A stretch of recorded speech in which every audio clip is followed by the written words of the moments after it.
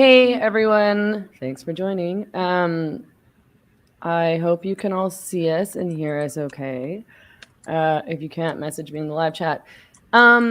So we are here today to talk about abortion and the potential overturning of Roe v. Wade.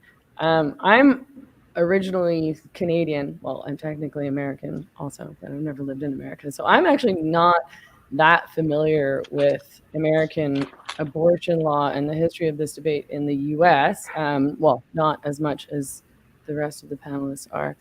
And to be honest, like I've never actually been super engaged in this debate. I've never been super passionate about the abortion debate before. And probably that's like a product of growing up in Canada during a time when this debate really wasn't happening much in Canada. And I never felt as though abortion rights or my ability to access abortion was under threat, which is probably not a good reason to stay out of a debate. And I learned that the hard way with regard to free speech. But I'm interested in this debate, partly from a women's rights perspective, but also partly because it's like it's a debate that's treated in such black and white terms, as so many political issues are these days. There's a right-wing position and a left-wing position, and you're either pro-choice or pro-life, and you're either all in or you're all out, and there's no nuance. And I don't feel like anybody on either ends of these debates really talks to each other in like a sincere or generous way. I feel like there's a lot of like shouting mantras back and forth. And extremism and vilification. So I'm hoping, to understand the position that I don't understand very, very well, which is the pro-life position and the more right-wing or conservative position. I'm sure there's more than one position within those umbrella terms or labels. But also, like I'm more familiar with Mary Lou and Isabella's position, which I find more interesting and nuanced than the sort of knee-jerk liberal feminist leftist position, which again seems to manifest itself in the form of mantras. I'm going to introduce the panel. Before I do that, the reason that these particular people are on this particular panel in this particular live stream is because we are all doing a panel in Austin on June 10. In case you don't know, now you know. And it is called Women Leaving the Left. I'm just going to post the link to buy tickets in the live stream here. And it's also in the show notes below this video on YouTube. But we're hoping to have a nuanced, respectful conversation about various issues, including bodily autonomy. And, we're also going to address things like women's sex-based rights, gender identity, and whatever else comes up, free speech, civil rights, civil liberties. And again, I feel like these conversations don't happen very often among people with divergent views, but we also obviously share a lot of the same views and care a lot about, issues like free speech and civil liberties and bodily autonomy. And not only do we not have conversations across the political spectrum about those things very often because people spend so much time vilifying one another, but I think that, even the free speech conversation and the civil liberties conversation is dominated by men, and those men seem to forget that women exist in that conversation, even sometimes when they're talking about things like gender identity. Like I've noticed a lot, I'm getting off on a whole other tangent, but I've noticed that a lot of like right-wing men have decided that they're the spokespeople for the gender identity ideology conversation, and they're the only ones who have spoken out, and where are all the feminists? And it makes me want to shoot myself in the head. Not on Twitter. So anyway, let's get started. We have Keri Smith. Hello. And Keri Smith is the host of Deprogrammed and the founder of Civility Dinners, both of which are committed to fostering conversation, creating a culture that respects freedom of speech, and making space for both reason and faith. Keri is a liberal and self-described former social justice warrior who spent 20 years in the social justice warrior cult. And so she offers firsthand experience on the social justice left and its growing influence in mainstream culture. My friend Mary Lou, well, you guys are all my friends. Sorry, I don't want to be exclusionary. I'm just going to rank you in terms of friend level. Mary Lou Singleton.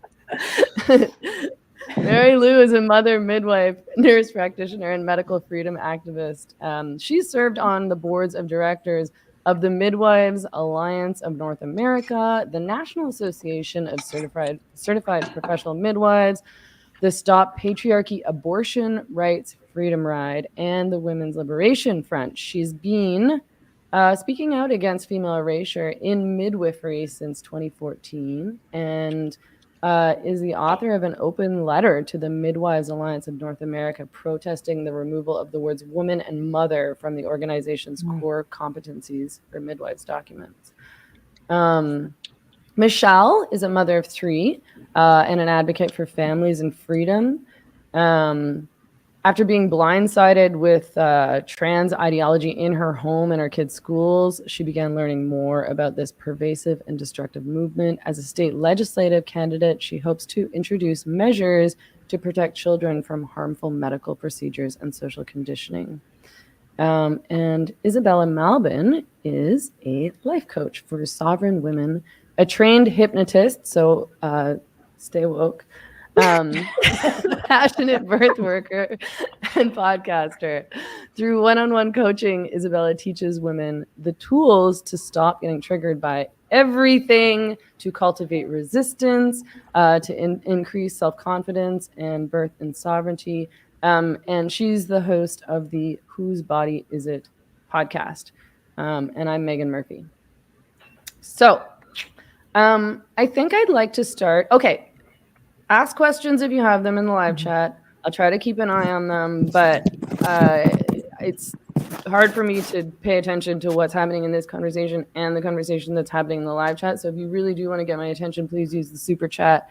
I hope that works. If it's not working, let me know, but I think it should be working. I haven't done a live stream in a while. Yeah, so I think I'd like to start by asking everyone to describe their perspectives and positions on abortion. I think let's just let's start with you, Mary Lou. So, I have a broad perspective on abortion. I was actually raised in the anti-abortion movement. My parents were the chairs of Pennsylvanians for Human Life. My mother ran a crisis pregnancy center. At age 10, my youth group and I carried the banner at the front of the March for Life. I grew up going to the March for Life every year. Had a lot of bigwigs in the movement coming through my house. This was like in the 70s and 80s when this was all, Roe had just been passed. So I know that movement really well. Most of my relatives are still on that side of it, and they are also activists. But I'm also a midwife, and I know women's lives, and I know just how much women suffer when our bodies are not our own and when we don't have freedom over our own choices. And my personal beliefs about abortion are that abortion will always be with us, and abortion is something that women will access when they see fit, and whether or not they can do that safely is another issue. So at this point in my life, I'm kind of done viewing this as like a rights issue and see this more as it's our sovereign ability as women to end pregnancies. And I'm really interested in helping women learn their fertility cycles, learn how to avoid pregnancy, learn to be responsible with their fertility, and learn to end pregnancies safely outside of the system. As far as the laws go, I have a lot to say about Roe versus Wade. I do think it's a flawed decision. I think it's a decision that gave doctors the right to not be prosecuted for abortion. It doesn't give women the right to abortion. But as far as laws go, I don't think there should be any laws about abortion. I think it's a medical procedure. And I agree with Florence Kennedy, our radical feminist elder, who said there should be no more laws around the subject of abortion than there are on the subject of appendectomy. So that's in a nutshell. I know there are a lot of us here, but I'll leave it at that. Okay, thank you. Let's go to you, Keri. Mm-hmm. Well, my views are actually in flux, so I'll just be upfront about that. They've been in flux for the past couple of years, and I've had a few conversations with pro-lifers during that time who I never used to associate with. And so it's been learning a little bit more about that position and figuring out what I think about things has taken me a while. And I can tell my opinions are still changing. So there's that caveat. My background was, I was in, as you mentioned in my bio, I was in the social justice world for about 2 decades. And I pushed it in my work. I thought it was everything that's under that umbrella of social justice. I got into it through the feminism door, but then I was taking critical race theory classes and queer theory classes and all this stuff, 20 years ago in college. And I always kind of viewed abortion during that time as I just didn't think a lot about it. It was more of like, yeah, this is a women's rights issue. If you oppose it, you hate women. I had a very black and white opinion about it. And I believe that pro-lifers were misguided. A lot of them had internalized misogyny, and I believed a lot of that stuff. And I no longer believe that. I do think, of course, there are people in it who probably are motivated by that, but I don't think that's the majority. And so now I see, as you mentioned in the intro, people who have 2 very different views on the issue who often aren't able to talk to one another because you can't get past the tribalism and the rhetoric and the assumptions about the other person on the other side. And so that's the way I kind of view it now. And as far as me personally, my views have shifted on it, like on a personal level. I think it's more immoral. I think it is. It's the taking of a human life. I think it's murder. I don't think it's murder in the legal definition of that word, though. And so I have a lot of people who are pro-life who I'm friends with now, and we've had this conversation a lot. And what I've told them is my sticking point when it comes to the law, though, is I don't like the government telling people what they can and can't do with their bodies. And so my sticking point on it is this is one of the few cases I can think of where there's 2 lives that are occupying the same space at the same time. And one of those lives is dependent on the other. And so I'm not at the place where I think, yeah, the government should tell the woman she can't make this decision to end this life of the fetus inside of her. I don't think the government should have that right. Up until, now this is going to get even more complicated in my head, but I'm like, up until the point at which that baby can survive outside the womb. I think if you can deliver a viable life, like a baby, I don't think you should be able to abort. And I know that science keeps pushing that date further and further, like earlier. So that's a bit of a ramble, but that's what my head is like lately. So when you invited me to this, I was like, I'm not going to have a very clear stance. But it's in flux. I still consider myself pro-choice because as I said, I don't like the government making decisions about women's bodily autonomy. But I guess you could call me pro-life in some ways because on a personal level, I think it's immoral. And there's lots of things I think are immoral, though. And I don't think that what's immoral should necessarily be illegal. I don't think you should give that power to the government. And so that's where I'm at. It's kind of rambly. Maybe we could pick through some of that later. Yeah, no, I really appreciate that position. I think there's lots of things that we can not like and think are bad or even harmful or dangerous and still not make those things illegal or determine that other people can engage in those practices or say those words or whatever. Isabella, let's hear from you. I'm taking furious notes as everyone is sharing. I'm really enjoying this so far. So yeah, as you mentioned, to piggyback off of what Mary Lou shared earlier, I didn't grow up in a pro-life movement necessarily, but definitely grew up with a Catholic mom who never went into any detail about why she thought it was wrong, but was kind of a cafeteria Catholic, so would pick and choose whatever felt relevant. And I grew up in New York City. I grew up as a devout Planned Parenthood follower and lover and supporter. And I didn't know until about 6 years ago that abortion could exist outside of a Planned Parenthood clinic. So my primary focus now is on educating women about their fertility cycles, practicing natural family planning, fertility awareness methods with the use of barrier methods and withdrawal. So I do not teach abstinence.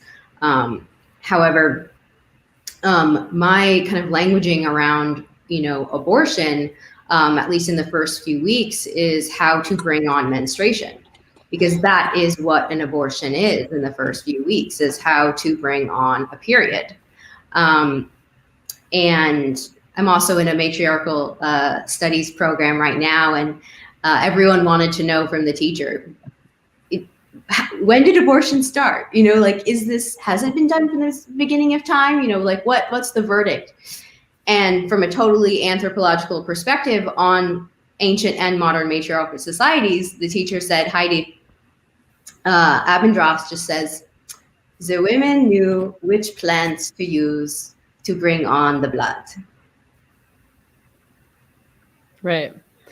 Yeah, that's sort of, that's something I've been trying to explain to people, actually particularly like feminists and more people on the left. And you, Mary Lou and Isabella, are better equipped to explain that history than I am. But I have learned from you both and from women like Carol Downer that abortion has been around forever, and people tend to approach this debate from a position of thinking like abortion started in the 50s with coat hangers, and then it was legalized, and then we had abortion. And that's Right. That's not the situation. And people are really resistant, I think, to even believing that that's true. Again, even feminists, but we can get into that a little bit more later. Sorry, did I interrupt you? Do you have more to say about this? Did I have more? Yeah. I mean, I guess the only other thing I'll mention is that, my focus now is opening up more conversations around, what does abortion look like outside the system? How do we release dependence on the system? That's already my work when it comes to birth. So how do we extend that? How do we educate women? And this, opening up also the idea of reproductive autonomy or bodily autonomy,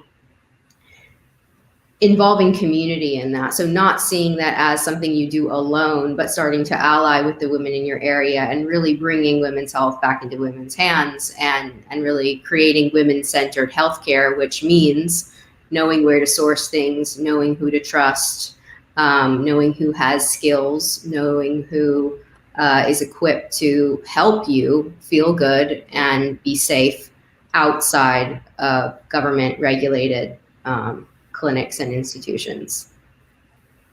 Okay, thanks. And Michelle, let's hear from you.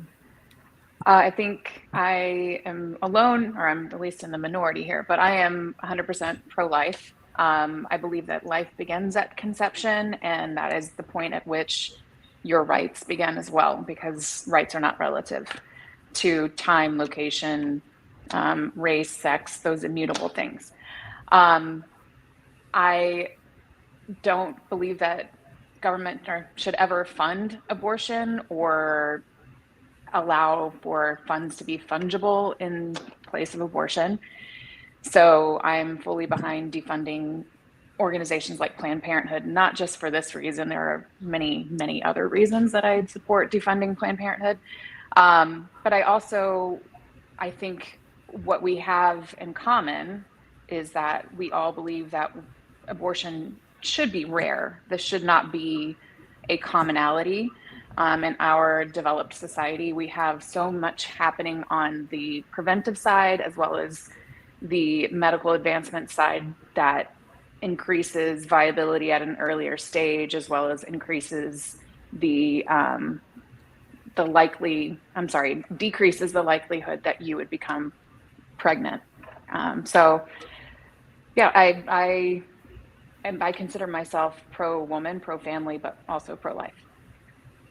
Okay, thanks. I suppose there's a bunch of things that I want to pull out of that and some other things that other people said.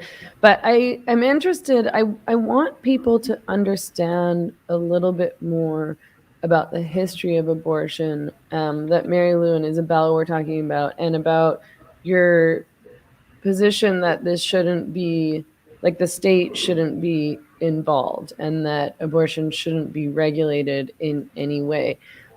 Like, how does that work? I don't think most people understand, like, how would an abortion work pre, modern medicine, outside of a clinic, outside of a hospital? What does that mean? What does an abortion mean? What does it mean to have an abortion?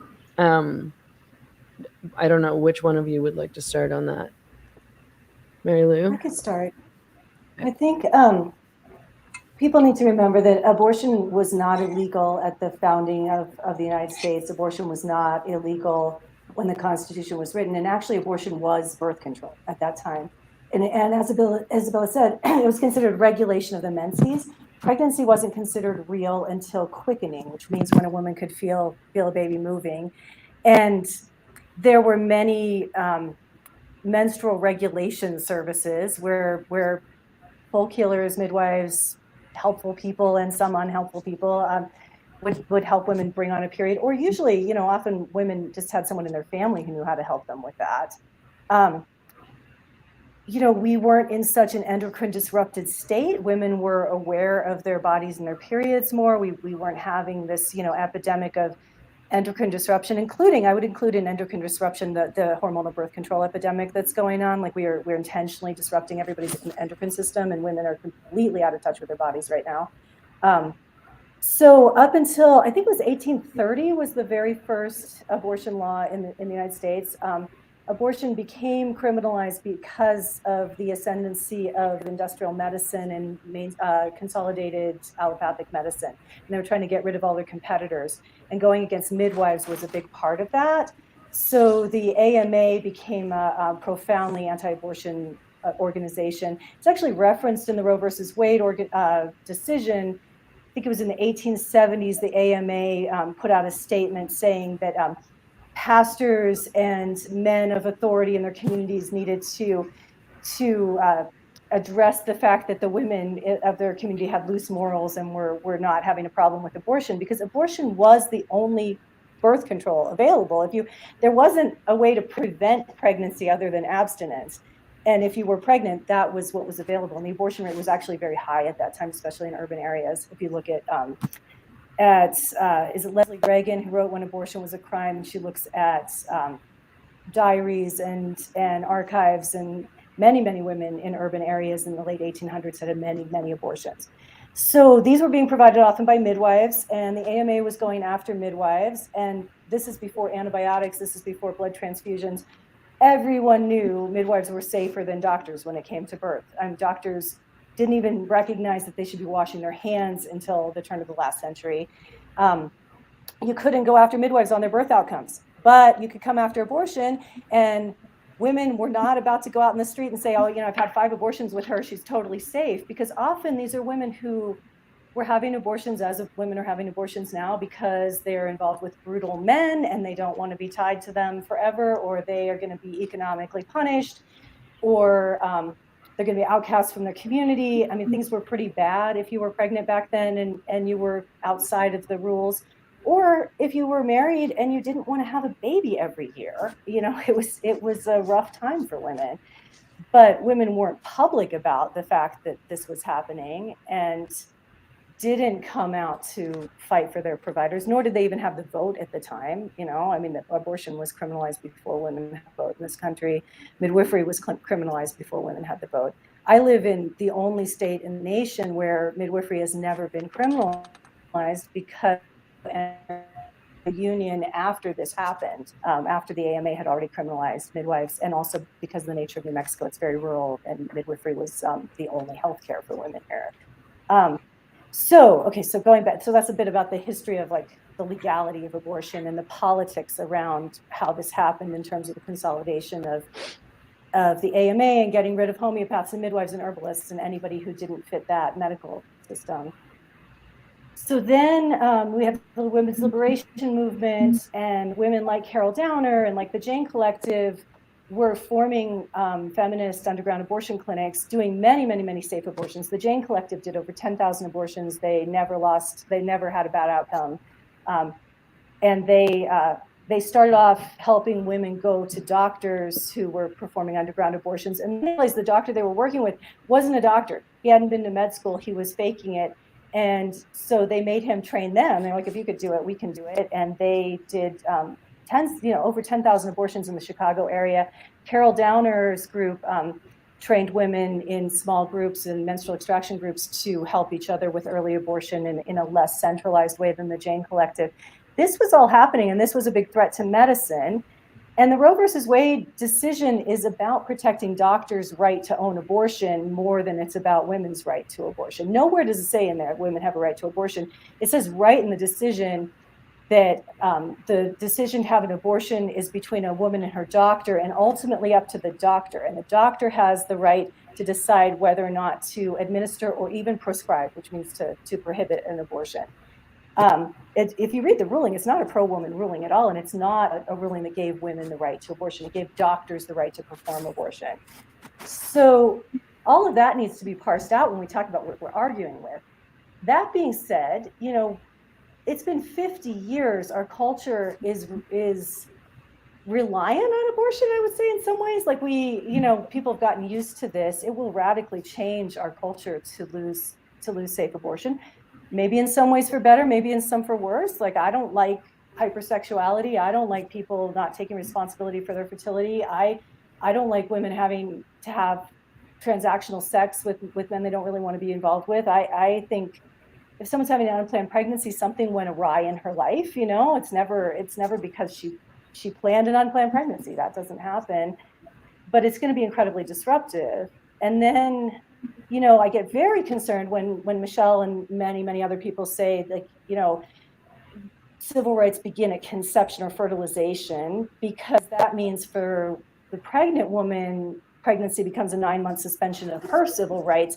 And this affects our birthing options. Women have already been threatened with jail time for refusing cesareans they didn't want. This affects our pregnancy options. Are we going to go to jail for not getting prenatal care? We know what happened in Romania when abortion was criminalized, that the state set up a menstrual policing squad and went house to house, and women were required to report their menstrual cycle to the state.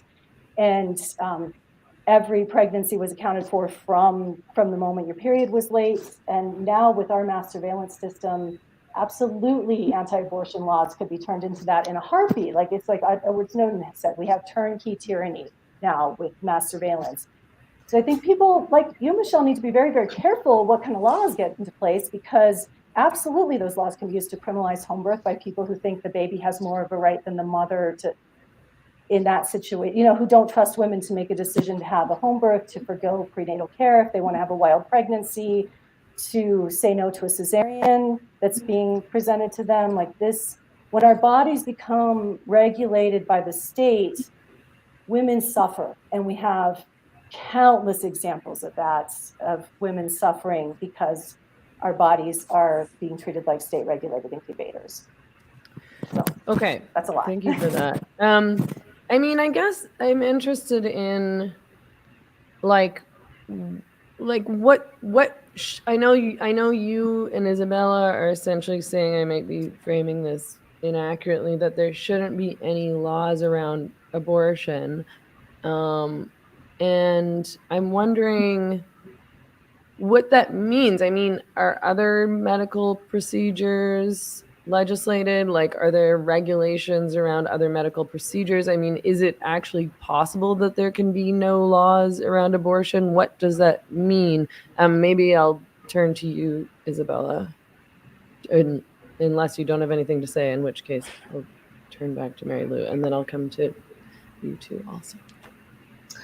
Well, I think it absolutely is possible. I mean, I think I want women to be able to go into a medical clinic and get care should things go awry at home, should an at-home abortion not go as planned. I do believe that at-home abortion can be the norm. I think it is safe enough with the proper knowledge and education and community-centered care. Like, it is totally possible for at-home abortion to be the norm, because that is what has been done since the beginning of time.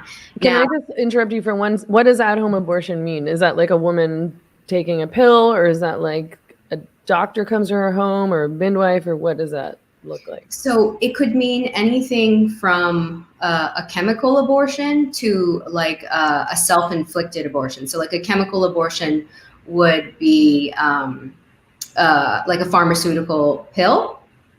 It could be herbs.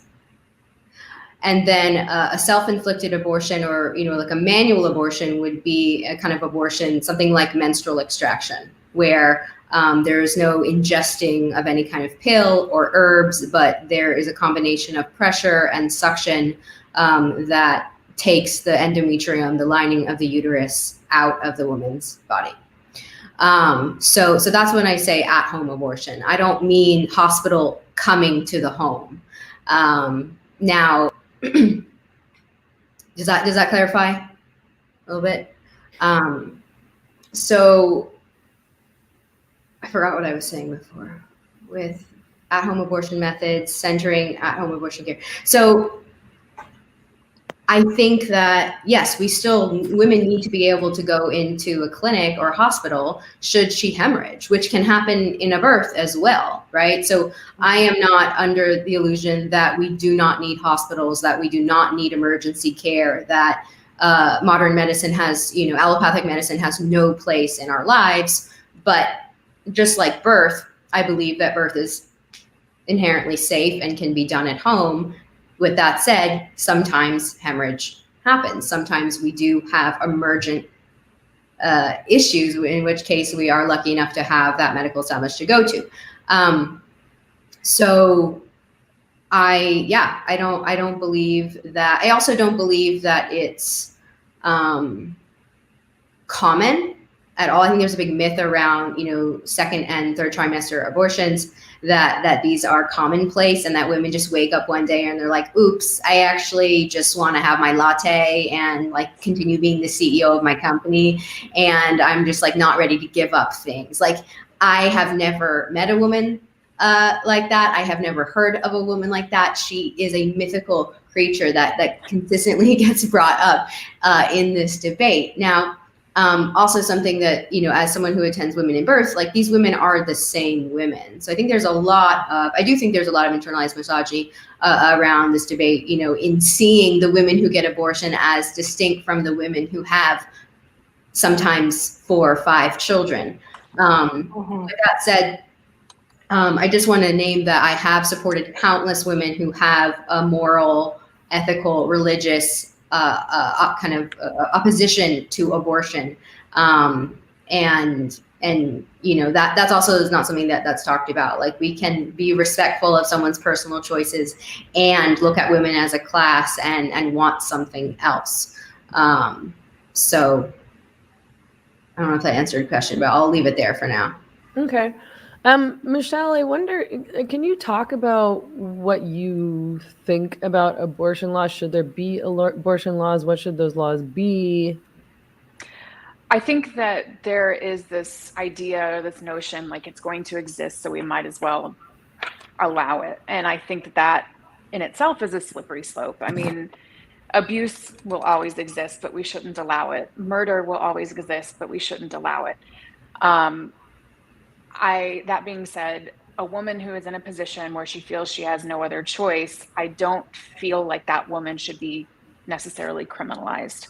I think just as we have layers of penalties and criminal code when it comes to other laws being broken. So robbery versus aggravated robbery, negligent homicide versus manslaughter versus all the other levels of murder. I think that we could take a thoughtful approach to something like abortion and focus it ideally on doctors who prey on vulnerable women and monetize or profit off of this procedure.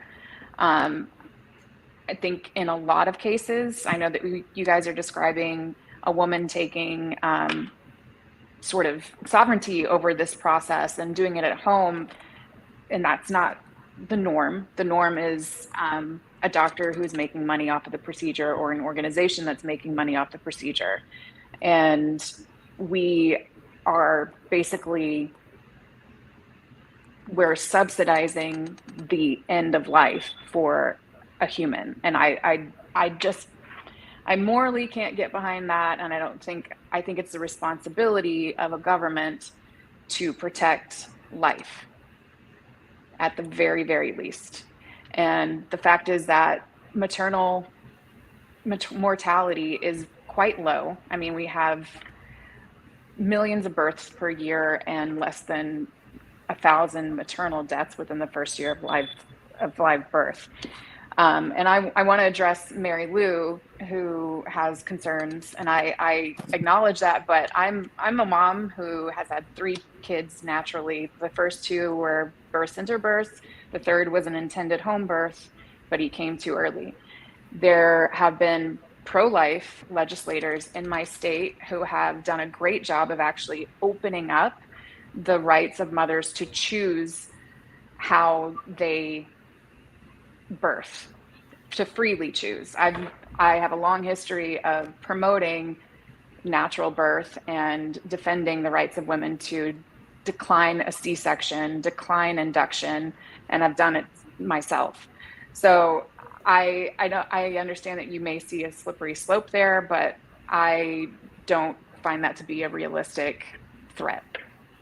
It's already happened. In Utah, there was a woman charged with homicide for refusing a cesarean, and the baby died. Everything I'm talking about has already happened. It's not a slippery slope. In Ireland, we've seen a pregnant rape victim who was suicidal, restrained to a bed, force-fed until viability, given a cesarean at 24 weeks, and then declared an unfit mother, and the baby was given sold on the adoption market. Like, everything I'm concerned about has already happened. Right, and those are admittedly not common, not normal.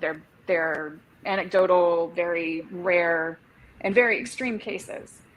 I'm talking about your concern that pro-life legislators will then take advantage of an overturning of Roe and say, okay, it's all on. Like, we're just going to go after everything in the woman's body and birth. And in my experience with pro-life legislators in this state, that doesn't meet out. It's not borne out. I can't hear that. I think you're muted. Am I muted? No, Megan just was. me. Just muting out the dogs barking in the background. So I guess, I mean, in terms of what was illegal and what is legal, I guess that's sort of what I'm trying to suss out a little bit here.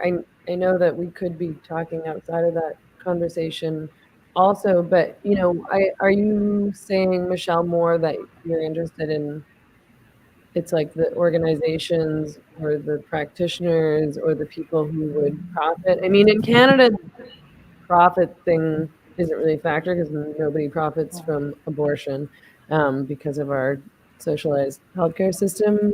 But I can see, I suppose, how it would not work that way in all states in America. Like, what if a woman wanted to, just abort at home with a pill or with herbs or with a midwife or something like that? I'm just curious if you have a perspective on that. In a state like Texas, we have currently, it passed last session a trigger bill, which means that the moment that Roe versus Wade is overturned, then on some level, abortion becomes illegal in Texas. I have not admittedly looked up what the penal code would be in that situation. Right now, we have the heartbeat bill, which allows for any citizen to have standing to file a civil lawsuit against someone who performed an abortion. I don't know of any case or any successful case where that's been enacted. There have been several lawsuits to prevent it. You mean after 20 weeks, though, right? No, after a fetal heartbeat is detected. Right. Okay. So whenever that may be. And we have ultrasound laws here. We also have regulation similar for abortion clinics, similar regulation that you have in an ambulatory center. So it's regulated here in that way, just as basically any care inside of an institution is regulated. A medical practitioner would be regulated. And now I've forgotten what your original question was, but I'm just asking about specifics around legalities and like who would be criminalized, essentially. I think Isabella's got an answer to that. Okay. Well, I just wanted to add something when you're done, Michelle. Oh, go ahead. Well, the conversation around criminalization also comes back to like as women, as a society, we are completely detached from what an abortion even looks like logistically, like how long does it take? What are the sounds that the woman makes? Where does it happen? How does it happen?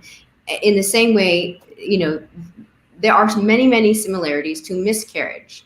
So when I hear that, that this could be criminalized and that women could be under surveillance, I think, well, how are they going to know?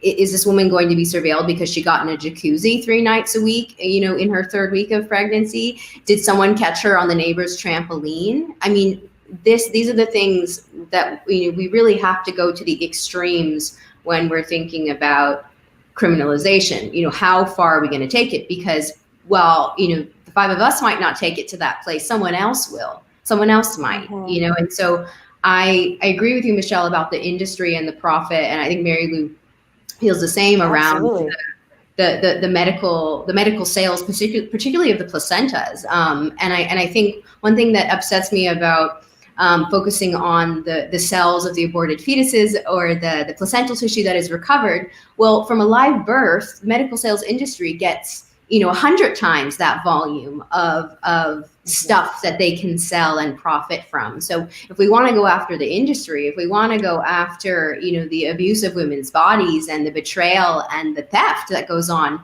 in industrial birth around women's bodies, let's focus on what happens for live births, So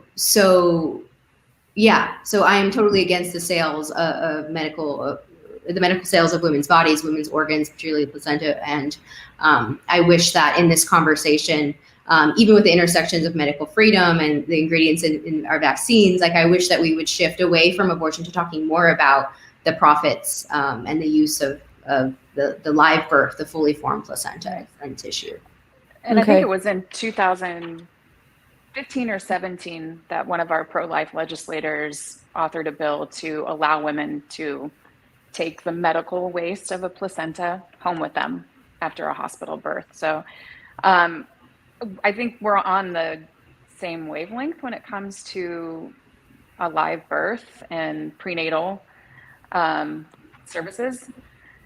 And I kind of want to steer away from the extremes of either end of the spectrum, right? So I want to steer away from the women who've had 5 abortions and use it as their birth control. I want to steer away from the women, the few but serious, I'm acknowledging the severity of the issue, but the few women who die in childbirth, and focus on what is most likely to occur on average. Well, I don't think we should be glossing over maternal mortality, because the United States is the only industrialized country where the maternal mortality rate has increased in the last 20 years. You're more likely to die in childbirth now than you were 20 years ago. And I don't want to let our industrial obstetric model off the hook. We have worse outcomes now for mothers and babies in birth than we did 20 years ago. So I think glossing over maternal mortality is Why is that? Because you're 4 times more likely to die in a cesarean than a vaginal birth. We're inducing there are a million reasons. There are a million reasons that mass medical intervention on women's bodies creates bad outcomes. Can I, sorry to interrupt. No, that's totally okay. I want to give Keri a chance to respond to all that's been said and try to, go ahead if you. Well, my mind keeps going to, for me, the thing I do have an opinion about is more cultural than legal anyway. So, and maybe this is something we can all agree on, maybe not. I'm not sure. But it used to be, we talked about abortion being safe, legal, and rare.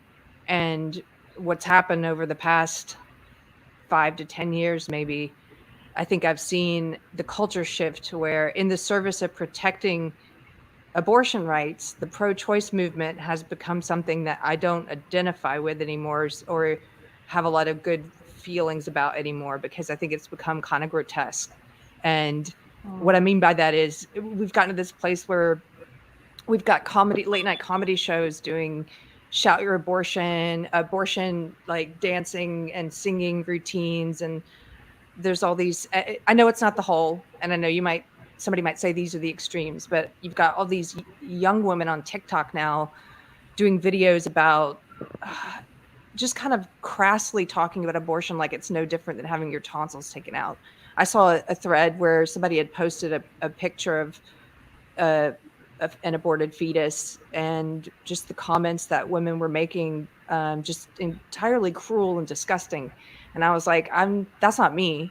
If that's pro-choice, that's not me. And I think in the service of protecting abortion rights, like sometimes these movements go to this other extreme place where I think they're losing people.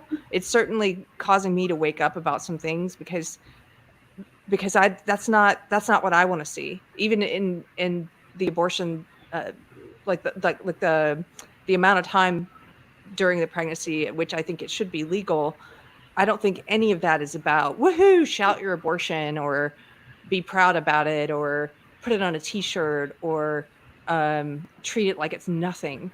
And so anyway, that's something I do have an opinion about. So I figured I'd say that rather than talk about the legal stuff. So sure. Anyway. Yeah. I don't know if you guys agree with me or not. I just feel like the culture shifted to a darker place, and I don't think it necessarily even helps the pro-choice movement get their message across. So I think a lot of, sorry, I'll get to you in half a sec. I think a lot of women and people in general probably do have a problem with that approach. I hear a lot of people say like, oh, like abortion shouldn't be used as birth control, like women are just doing this like it's no big deal. My personal opinion is that abortion is no big deal and no different than having your tonsils taken out, but I've never had an abortion, so I might feel differently were I to have one.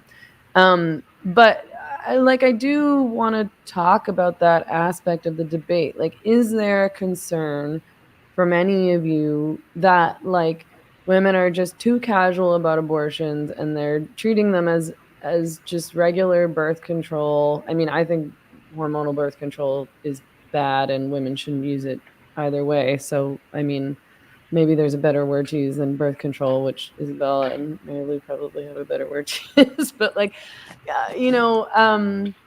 like, is that a problem? Is the leftist, like liberal feminist approach to abortion and the abortion debate a problem for you, for women, for your aims, whatever? Let's start with you, Michelle, and then we'll go to you, Mary Lou and Isabella, also, and Keri. I went to 2 events last week. One was an organized walkout at one of the local high schools, and one was the march in the Capitol. An adult helped organize these high schoolers leaving campus and parked her truck up on the sidewalk, and on the tailgate was Yeet the Fetus. And I'm sorry, I don't care what your views are on abortion. That is so flippant. We want to talk. I mean, I don't mean to.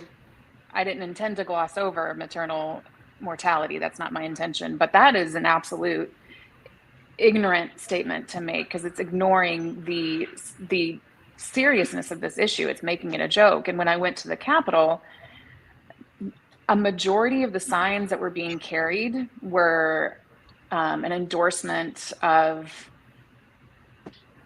well, I'll just say that they had a nice chant called "Hey, hey, ho, ho, it's okay to be a hoe." And whether or not it is okay to be a hoe, it's not like that. It should not be what the focus is on, because then it's like it's birth control. It's not taking responsibility for what you could have done to prevent this, and instead putting the accountability on another life. Okay.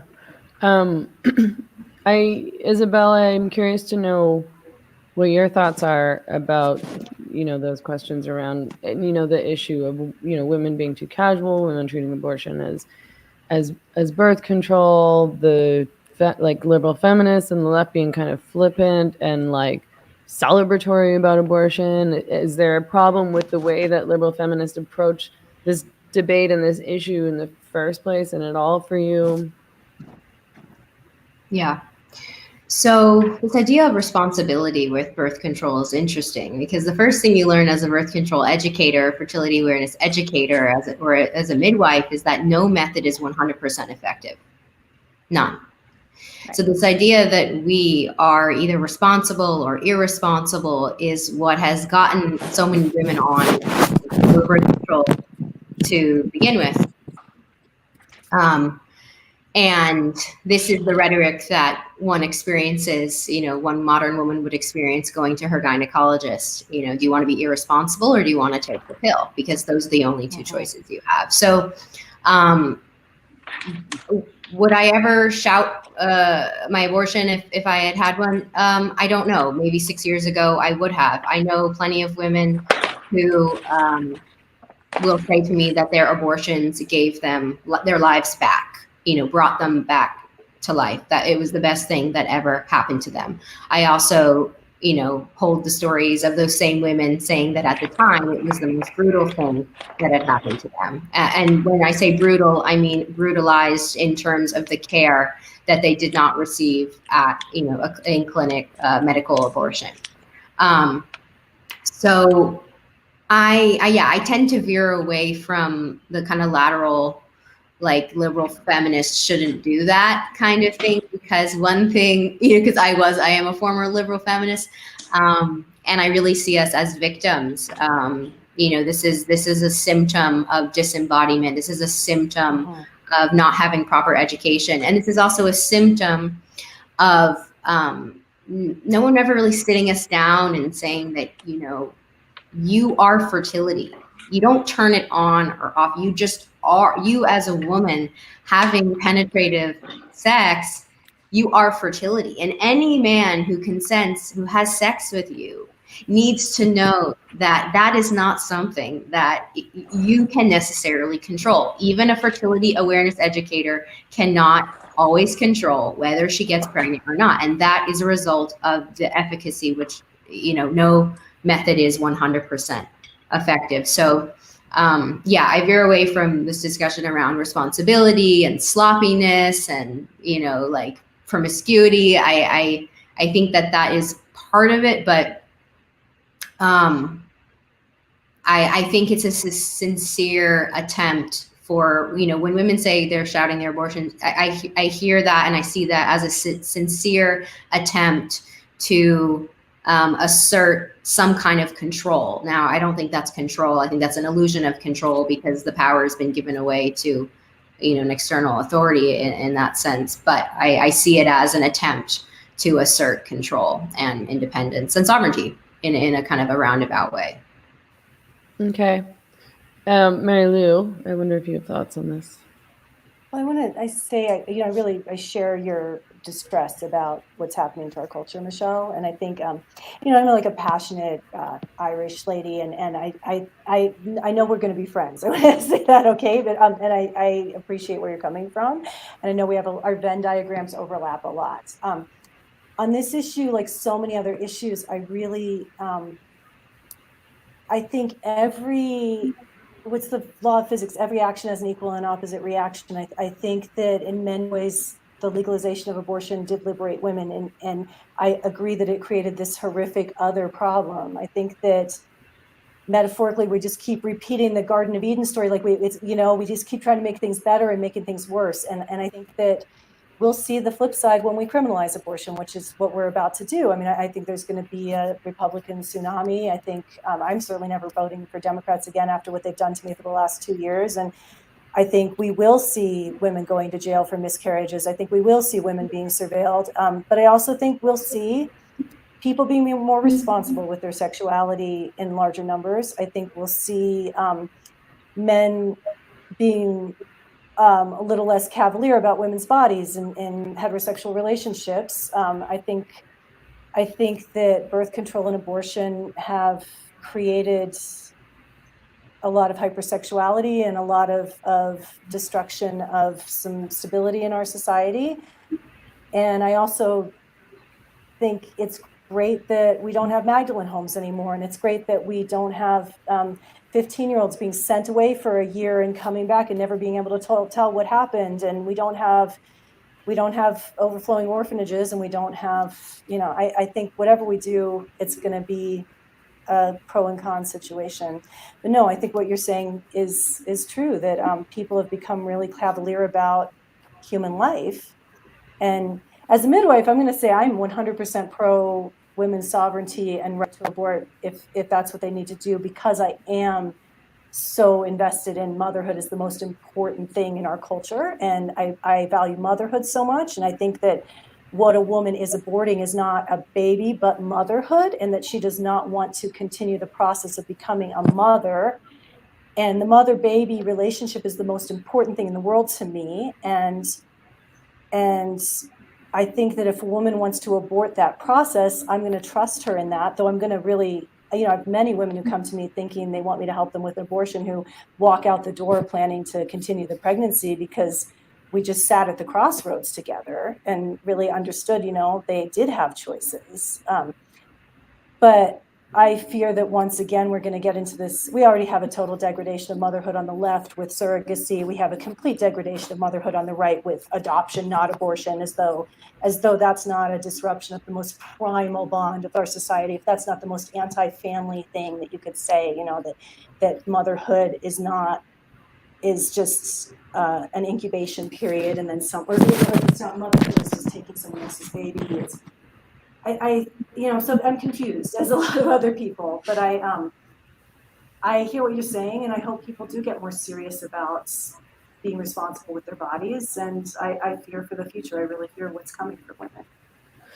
Yeah, I just want to quickly let you know, Mary Lou, that when you move around, it comes off in the mic and it disrupts your sound a little bit. So I'm not sure how or why that's happening. I can still hear you, but I just wanted to let you know that was going on. Thanks.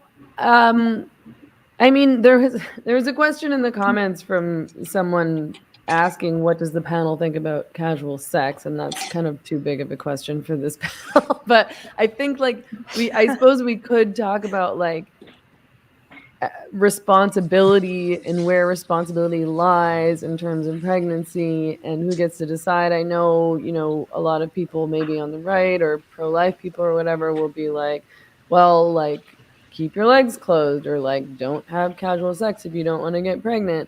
And I feel like young women especially, would be so much better off if we knew more about our bodies and fertility and when we could get pregnant and when we can't get pregnant, because it's not actually that easy to get pregnant. I think I probably didn't even know this until I was 30, that there's a pretty small window during ovulation when you can get pregnant, and it's not every day of the month you have unprotected sex and you might just be getting pregnant all the time. And there are actually better ways to prevent unwanted pregnancies. But maybe the panel can respond to that, like this idea of responsibility, casual sex, like choices, like, because that comes up a lot in this debate, and that kind of rhetoric comes up a lot. Maybe Keri, do you want to start? I can actually. I'm going to bow out. I'm so sorry. Okay. Mary Lou, I just wanted to thank you for. I'm glad she you taught have to me go how back to to say. work, I think. I didn't know how to pronounce midwifery until I thought it was pronounced midwifery. So I'm very happy. I probably said it wrong for a long time too. Sorry, everybody. I'm assuming that Mary Lou, like, I think she was on a break from work and had to run back to work. So sorry about that. That's unfortunate. But anyway, she was able to contribute a lot to this conversation. So that's great. Keri. Also, she said wild pregnancy, which I never heard before, and that's what I want to have. So thank you, Mary Lou. Yeah, I think. Well, okay. So I know there's going to be, I love your chat. There's all these people disagreeing with each other, which is great, but they seem to be doing so mostly respectfully, which is cool. And I know some people would disagree with this, but I happen to think now, I mean, I'm a pretty new Christian in the past couple of years, and I've started to look at the Bible as sort of, I used to look at it as this list of like rules that things you can't do, like these restrictions. And now I've started to look at it more as, what if these are guidelines that are trying to point us towards the best way of living? And so one of these guidelines in the Bible is about not engaging in sex outside of marriage. And I always thought when I was a leftist that was pretty stupid. I remember my aunt, who's a conservative Christian, had a lot of thoughts and opinions about me moving in with my boyfriend in college without being married. And she said, she's a Southerner, so she said, why would he buy the cow if he's getting the milk for free? And I was like, but we have to see if we're lactose intolerant. Like, my view was sort of like, what's the problem with having sex with people to figure out if you like each other before you get into a stable relationship, right? But I kind of have flipped on that in my old age. I'm now sort of looking at it as like, when you have, especially women, when you're having sex with men, your body is releasing these bonding chemicals like oxytocin and stuff. And I know I became bonded to some people that I probably wouldn't have if I had sat down and logically and rationally decided, do I want to be bonded with this person? Do I want to have a long-term relationship with them? No. But I was having sex with them, and I started to have feelings and emotions for them, people I shouldn't have. And so now I guess I'm personally, I don't think there should be a law against it, but personally I think it's probably not a good idea to have a lot of casual sex, because you're going to be sometimes developing emotions and feelings for, and even then a relationship with someone that you shouldn't be having kids with or a life with. And then you have to figure that out, how to get out of that. So that's my rambling opinion on that. Is I'm not a fan of, I think culturally it would be better if we kind of help women understand, take the religious side out of it, but just understand what those oxytocin is, and do you want to bond with this person or not? And so. Yeah, I mean, I agree with you at a certain level. Like, I feel like our culture, and I feel like third wave feminism is responsible for this in part, as well as other groups and people and forces. But this idea that like sex is nothing, that doesn't mean anything, that you can or even should have unattached sex. Like, not only is it a very intimate experience that like might be a harmful experience for women in particular, but like, yeah, like you do bond with people in those situations, and then you very easily could end up bonding to somebody who's a really terrible man, or like, isn't the right fit for you or whatever. And I think that people should have the right to have sex with whoever they want, so long as it's consensual, et cetera, et cetera, et cetera. But like, I think that we treat sex too casually, for sure. and we've separated it from our bodies and from our fertility and the reproductive process and so on and so Right. forth. Michelle, it looks like you want to respond. Yeah, I think it all sort of exploded in the last 50 years. There's just been a devaluation of life, of love, of family, and a lower emphasis on understanding reproduction and understanding fertility. So we're so focused on teaching about sexuality and at a very early age now, and we have no biological part in that comprehensive sex ed. It seems like you have women who still think that they can get pregnant from oral sex, or it's just this complete ignorance and lack of education in the area of biological fertility awareness.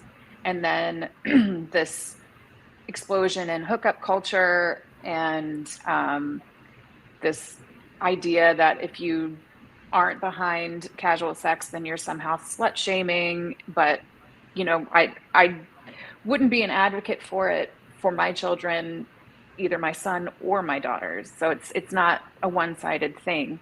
And just a less focus on family and what marriage is intended to provide and what a family is intended to be based on our history as a species. And there's also an element of faith in there, like Keri alluded to. Obviously I came to Christianity sort of through the back end, through my belief in the Constitution and understanding that I can't truly believe in the Constitution unless I believe that there is a creator who gives me these rights, that these are not government given rights. These are, God-given natural rights. And that increased my faith and my focus on that. So I'm coming from that perspective as well. Okay, thank you. And Isabella? I enjoyed your share, Michelle. My mind is racing, and I'm relating. I apologize. I'm relating to everything through my study of matriarchal societies right now. So even hearing things like the family or how marriage is intended since the beginning of our species has been totally flipped upside down since my study. And the first thing that comes to mind in the kind of bonding or the consequence. So let's say in this casual sex culture, right? The consequence of bonding with someone who isn't a good man, the consequence of bonding with someone and having an unwanted pregnancy, right? Create, that exists within the current social system that we have, right? So then there's the collecting money from him, the wanting from him, the expectation that he'll be there.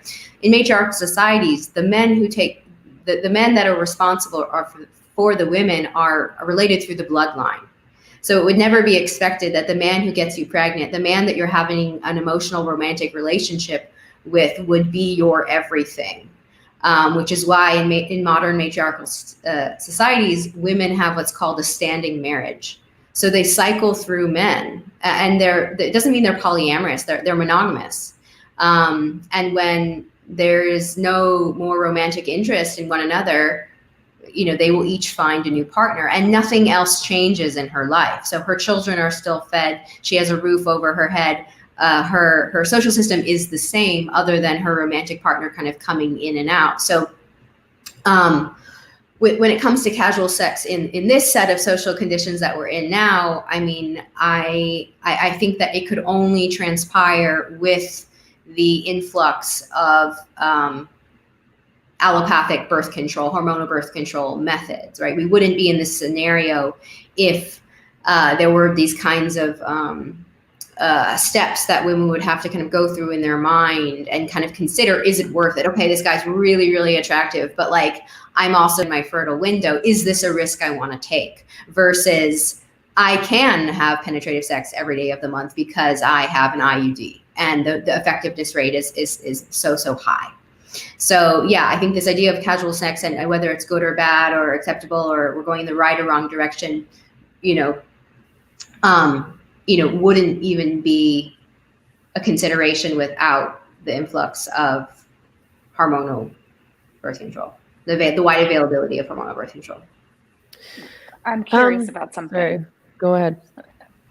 Would you include legalized abortion in that, like loop that in with the allopathic birth control? Yeah, I would include like pharmaceutical pills and, you know, like in-clinic abortion as part of that. I wouldn't include like herbal protocols and menstrual extraction and kind of anything that would be facilitated easily at home in that hormonal birth control allopathic umbrella. Gotcha. I want to talk about my body, my choice and bodily autonomy, because I think that's something that's important to all of us. I think that's something that we all share as like a fundamental value. And, you know, this issue came up, you know, during the pandemic. You know, because all of a sudden these people, these political groups who had been chanting my body, my choice for a very long time with regard to abortion, all of a sudden started advocating for vaccine mandates. So essentially advocating that people should be forced to have this COVID vaccine against their will, whether they wanted to or not, under the threat of being fired, under the threat of financial punishment, under the threat of not being able to cross borders or function in public life. What does my body, my choice mean to you? Let's start with Michelle. Okay. To give you a little background, I am one of the 3 founders of Texans for Vaccine Choice. So I'm no longer affiliated with them, but it was an organization that is very near and dear to me, and I've fought very hard in Texas to maintain exemptions. And obviously the last 2 years have been a dumpster fire as far as that's concerned. I would liken mandated vaccines to, I think they're analogous to the laws that used to exist in China, where it was essentially forced abortion if you were to become pregnant too many times. So I feel like it's the opposite of what most pro-choice people have in mind when they say my body, my choice. I think that in general, vaccines are seen as a greater good idea without regard to the potential side effects, which can be devastating up to and including death. And they're promoted on the idea that as long as you have your vaccine, then I am safe. I think that it's hard to dispute scientifically that abortion has anything to do with anybody other than the mother's body and her choice. It's got little to do with the baby's body and the baby's choice. So there's two separate humans that we're talking about. It's not just the impact on the mother, it's the impact on the life of the fetus, the baby. Fetus is just a way to describe a phase of development, human development. So, you know, you're directly impacting another human life by having an abortion. Whereas with vaccines, it's not the same. Okay, Isabella, do you want to respond to that? Like, what's your perspective on that mantra, my body, your choice? What does that mean to you within this conversation, the context of this conversation, or in general? Mm-hmm. Well, I'm totally with you, Michelle, on the vaccine issue, and just thank you for all of your work on that front with Texans for Vaccine Choice. I just want to say that. It's part of why I moved to the state of Texas, because y'all are holding it down on that front. Mm-hmm. But when it pertains to abortion, I don't see the mother and the unborn baby or the fetus, or however you want to name it. I don't feel particularly attached to it being called any one thing. We can call it the baby. I see them as one. I do not see them as separate. I see that everything that the baby needs is from the mother. So her bone density is going down in order to create that what would be a live birth should she go to full term. And yeah, as long as the baby is within the mother, there's a reason why the baby doesn't get a birth certificate until they're born. There's a reason why no one sees the baby until they're born. And I think on some level, ultrasound has really distorted this idea of life within the mother, right? Without medical technology, without the advancement of medical technology, we would not be able to create these heartbeat laws, right? A woman who has a wild pregnancy does not have ultrasounds. There is never a point where she is getting this external validation of this, exact date or experience of what is going inside her body. This is quite a modern phenomena. So as far as my body, my choice as it pertains to abortion, for me, it's my body is the body that is holding this other growing being, yes, but it is within the context of one body. They are not, kind of Siamese twins existing in a pod.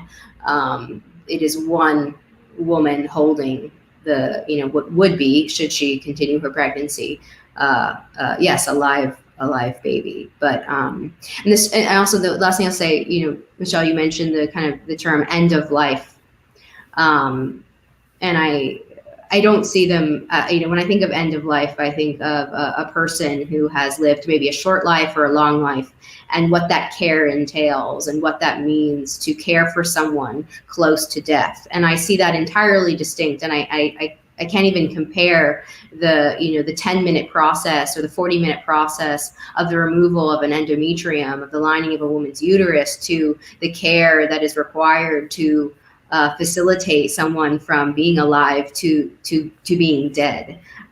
So I see those two as two things as entirely separate. Is it the elimination and the interception of what would be potentially, yes, a life? Absolutely. And yet I still see that as entirely the decision of the mother. And Keri, what about you? What does my body, my choice mean to you? Well, during the past 2 years, I mean, with the mask mandates and the people pushing for vaccine mandates, I think it was a litmus test to see who in the pro-choice movement was full of shit and who wasn't. And so I think a lot of people, I ended up trying to get my thoughts out in an essay, because I was like, a lot of you around me who've been calling yourself pro-choice this whole time are actually just pro-abortion. And I didn't realize that, because I had friends who I lost. I called it the great unfriending when I first left woke ideology, because I lost a lot of friends. But then I lost a lot more friends during the COVID years, people who had called themselves pro-choice this whole time, but were suddenly pushing for mask mandates and then pushing for coercion to get the vaccine, and with the kind of policies you were talking about, where you can't travel or you can't go to work unless you get it. And so I'm thankful in some ways. It's been a silver lining, because it helped me to figure out who is principled in the pro-choice movement and who's not. And so, I mean, I greatly respect your views, Isabella, because they actually mean something to you. If somebody tells me they're for bodily autonomy, but they think the government has a right to inject citizens or to even force you to wear a mask to go outside, it's like, you're full of crap. And it's almost like it's also weird to me, because on the one hand they're saying, I believe in bodily autonomy so much that I think a woman should be able to end a life inside of her. That should be legal, because that's how much I think the government should not interfere with your body, right? But then over here, I don't believe in it enough to say that the government shouldn't be able to put a mask on you or your toddler when they go to the supermarket, not even knowing if you're sick or not. Like, oh, why? Because, oh, well, they might, if you don't wear a mask, then you're going to kill grandma. It's like, there's no evidence of that whatsoever. You don't even know if the person at the grocery store is sick. But over here, it's like, there is a life that ends, and you're okay with that. And in this case, there's not necessarily any life that ends, and you think the government should be able to restrict people's freedom and have control of their bodies. So I don't know. That was the biggest kind of dark silver lining for me, was just weeding out the bullshitters. So yeah, I mean, I have a lot of trouble with hypocrisy in general. And I had a lot of trouble with that particular Yeah. hypocrisy. Is like, how can you see this, but you can't see this? And either you support bodily autonomy or you don't, was my perspective. I think we should try to wrap up in 10 minutes or so, because I know I've kept you all here. It's been an hour and 20 minutes. So I want to, so again, if anyone has any questions for the panelists, please use the super chat so that I see it. I guess I'm wondering, and I think there's disingenuousness on both extremes of this debate and this issue. So I'll see liberal feminists or leftists saying, like, anyone who opposes abortion is misogynist and hates women and wants to control women's bodies. And on the right, I'll see people saying, oh, the left just wants to kill babies. Or like, they just like want it to be easy to kill their babies. They don't want to have any personal responsibility. They don't care about human life or the family or so on and so forth. I wonder, what do you think? What do you think the motivations are on the other end of the debate? Like, so you're pro-life. What do you actually think the motivations are of, feminists who want to fully legalize abortion at any stage? As a feminist, what would you think that the motivations of the right are to criminalize abortion or make it more difficult for women to access abortion? The reason why I ask this is because I'm interested in honest conversations, and it really bothers me how we insist on talking past each other, not us necessarily, but in general, that really is how the debate goes. That's what we see online. That's what we see when people are arguing about these issues. Few, I think, are being fair in their representations. And I don't know if that's helpful or not. I mean, I don't think it's helpful in terms of having good, productive conversations. But I mean, who knows? Maybe it's productive in terms of people who are trying to achieve their goals and to reach certain goals or pass certain legislation or whatever. But yeah, I mean, Michelle, do you want to start? I can't pretend to understand the motivation of anybody who is pro abortion throughout the entire 9 months and even 7 days after. I can't pretend to understand that. And so I can't speak to that. But as far as the motivation of a movement that wants to use abortion as a lever to guarantee equity, I think that that's kind of a motivation. We are in, just like with many other areas right now, we're confusing equal opportunity with equity and outcomes. We are women. We are made to birth. We are made to carry life. And so with being born a woman, we have these unique risks and we have these unique blessings. Like we have this amazing thing that we are solely able to do, no matter how many people tell you that a man can get pregnant. So I find that to be such a positive, but people see it as a negative, as though a woman can't achieve if she is fertile. A woman can't achieve if she is pregnant. A woman can't achieve if she is a mother. I've done plenty in my life since I became a mother almost 15 years ago. Well, I became pregnant over 15 years ago for the first time. And I was unwed. I'd known my kid's dad all of a month when I found out that I was pregnant. We didn't live together. We weren't even in a serious relationship. So I'm kind of like the average person, the target audience for abortion. And I can tell you that it was the best thing that ever happened to me. In fact, I went on to have 2 more. But I know that it's not easy for everyone, and not everyone has had the same upbringing as I have, the same privileges, whatnot. But I don't like the idea of using abortion as a way to have a level playing field across sexes and across class and across race. But I feel like that is the motivation. Isabella, do you have a response or thoughts? Well, I definitely agree that women can do amazing things while being mothers. And some of my favorite women, one of them has nine children and is one of the most successful women that I know. Yeah, I mean, to answer your question, Megan, about what are the motivations that I see on the opposing side. So in my case, what would be the motivation for people who are pro-life? I mean, I understand conception to be a sacred moment. I really understand conception to be a spiritual space. I believe in what's called the conception contract. I believe in spirit babies. I believe, I see birth and conception through a spiritual lens. I've also studied a lot of the Taoist tradition when it comes to energetically what needs to happen for conception to occur. And still, so I honor the kind of the belief that this is a kind of destiny, that there's a kind of higher power or kind of fate around the conception occurring.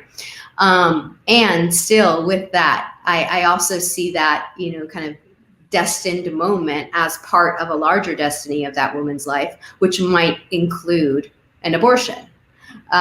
So I hold that there is a kind of an intelligence to a pregnancy and to a conception. And I also see that as part of a greater intelligence in the sequence of one woman's reproductive life. So I definitely don't see it as a kind of accident or kind of flippant occurrence that kind of occurs by any means. And I also see that the women who want abortions that I've worked with who don't get them feel a loyalty to what will become, or the idea of what will become. They feel an intense sadness about the potential of not having that projected kind of future of that conception, which will become a live baby in most cases. So yeah, I really have a lot of empathy, and I would never talk any woman by any means into an abortion or encourage an abortion. My stance is that when it is wanted, it should be available, not as a kind of right, but just as a reality of women's wisdom and women's shared knowledge. Keri, let's go to you. What do you think? I wish it wasn't such a political device, because I think all five of us have a lot. Somebody mentioned in a Venn diagram we overlap more than we don't. I think we have a lot in common, and unfortunately these conversations are so rare because it's this politically charged thing, and it's this football that they're constantly kicking to keep people voting for one of the two parts of the main party. Like it's all the same party. I've gotten to the point where I don't think there's that much difference between the Republicans and the Democrats. I think they just have certain issues, these highly charged cultural issues, that they will say, well, we're different on this one, so that you keep voting for the party that's going to keep spending. It's all the same parties and keep spending money and starting wars. So I don't know. I wish it wasn't so charged. That's all. Yeah, I mean, I wish that people wouldn't. I mean, I wish that we could just have more of these conversations. I think people act like if we have the conversation, that's the danger. These, of course, are often the anti-free speech people. But it's like if I talk to Michelle or Keri, or if you talk to Isabella, maybe that's gonna harm your aims, and so you just shouldn't do it. And I think that's probably why. Primarily, I mean, I'm always so hypercritical of the left, because I think that they're full of shit, but also because I'm from the left, so I'm very familiar with the left. Yes. I'm not really that familiar with the right, or how these debates have gone on the right, or the behaviors of right-wing people, because I spent most of my life only engaging with left-wing people, and only recently have I begun to try to understand right-wing views and arguments and to have conversations with right-wing people. So yeah, I guess I don't know. I don't think that it's helpful for us to take this, like, don't even talk to them, don't even hear from them, don't even try to understand their views. I definitely think that there's extremists on both sides, and that those extreme views are represented probably more so than the majority of the population. As always, we online and in the media treat debates as though there's a left position and a right position, and the entire middle gets lost, which is a lot more nuanced. Before we sign off, I wonder if everyone can tell me what do you think is missing from the abortion debate? What's something important that should be being talked about and addressed that isn't? Michelle, do you want to start? I guess for me, just the value of life preborn and then after. I think that there is this fallacy that's perpetuated in the pro-abortion side. There, we don't do anything for kids in foster care, and I wish I'd never been born. We would be considered a really dirtbag human being if we went up to a kid in foster care and said, you know what, your life has been tough, you should just go off yourself. We need to have this discussion about how all life has value. You have a purpose being on this earth, and yes, you have gone through some really shitty times, and I have worked in foster care adoption. I've seen the case reports of these kids, and I've met these families. There are some really horrific circumstances, and I acknowledge that, and I acknowledge how little sometimes we do for those populations. But I don't think that we should take from that life doesn't have value. The potential for a human being to go through that means that their life should be devalued. Okay. Isabella? I wish at-home abortion methods were more commonplace. I wish at-home abortion were the norm. I wish that no woman would have to go through such an intense experience in the presence of strangers in a foreign place with loud sounds and bright lights.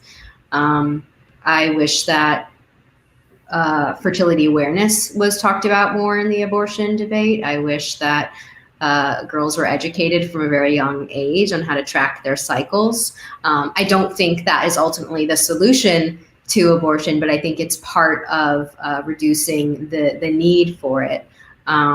And I also, I guess I wish that women who are pro-choice would acknowledge the intensity of the feelings and the loyalty that women who are pro-life have to this process and this experience, because I see that and I hold that space, and yet I, am for abortion. Thanks. Keri?